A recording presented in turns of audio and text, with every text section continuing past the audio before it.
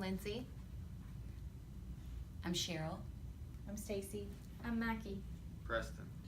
And Mom is videoing this speech, so there's my 6 people. And today I'd like to talk about the Revolutionary War. It was obviously a major turning point in our nation's history. It was the birth of this country. It was the beginning of something great here, and we are living the dream that they fought for in those beginning stages of this country. And the Revolutionary War was obviously a turning point in our nation's history, but the turning point of the war either came at the Battle of Saratoga or at the battles of Trenton and Princeton. Many historians say that the Battle of Saratoga was the turning point. The Battle of Saratoga, there was 2 encounters. The first was on September 19th of 1777, and General Johnny Burgoyne of the British met General Horatio Gates from the American side, and there was a skirmish, if you will, to start this battle. And there was another general there that was kind of in the shadow of Horatio Gates. He had been injured. He'd had many heroic acts before this battle, but he never would get the promotion that he wanted because Gates was in the way, and they wanted to promote Horatio Gates. They didn't want to promote Benedict Arnold, the traitor, as everybody knows him now. But in the Battle of Saratoga, he was still fighting for the Americans, was still on our side, and he had a major part in this battle. He learned of a British, I don't know if you'd call it a blockade, or they had cannons or guns in a certain point on the battlefield or on the way to where the Americans were stationed, and he learned of that, and he was able to take over that little area, the guns, the cannons, and delay the British a little bit before they met the major American army, and that helped the Americans prepare. Ultimately, the British were able to overcome at the first encounter with the Americans, but Benedict Arnold, had he not gotten to the cannons, the losses would have been much more severe to the American side. On October 7th of 1777, another encounter occurs. General Burgoyne from the British is expecting reinforcements from other British generals, but they never come, and ultimately he decides to attack anyways, and turns out to be a bad decision. Horatio Gates is ready for him. Benedict Arnold's injured, obviously, but Horatio Gates is ready for him, and he turns back the British forces them back, and they encamp. I can't remember where it was, but they end up encamping in this town, and they think they're safe, but Gates ends up surrounding them, and they take the British army there and capture them. And this really gains the attention of the French. We were trying to get them to help us financially with their military, specifically with their navy, to help us against the British Navy and against the numbers that the British had. We were outnumbered, and we needed the French to help us to get over the hump in this war.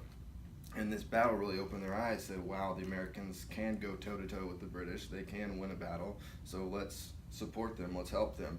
And Troy Smith writes that the entrance of France into the war, along with its financial and military support, in particular its navy, was in the end crucial to Washington's victory at the Battle of Yorktown, which ends up being the last battle of the war, and it effectively ends the war for independence. My opinion, though, the turning point that I see in the war is the Battle of Trenton, which is obviously where this picture comes from. It's the crossing of the Delaware. Washington takes 2,400 of his troops, and he crosses the Delaware on December 25th, Christmas night, in the middle of the night, in the dark. It's cold. He loses 2 men on the march to Trenton, and it turns out those 2 men will be the only men he loses in this battle, is in the march to Trenton.